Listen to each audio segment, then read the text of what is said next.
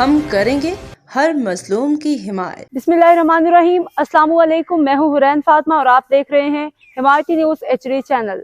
नजर डालते हैं आज की अहम खबरों पर। मलिर गडाब टाउन यूसी दरसाना चना के इलाके हादी शहदी गोट में बिजली और पानी की बंदिश के खिलाफ एहतजाज किया गया। कराची से chief crime reporter Haji Abdul Ghani बारीजों की रिपोर्ट के मुताबिक शहदी गोट में शदीद गर्मी के दौरान बिजली और पानी की तवील बंदिश के खिलाफ मकीनों ने एहतजाज करते हुए सड़क ब्लॉक कर दी है और इंतजामिया के खिलाफ नारेबाजी की। मुजाहिरीन का कहना था कि कई घंटों से बिजली और पानी की अदम दस्तियाबी ने उनकी जिंदगी मुश्किल बना दी है।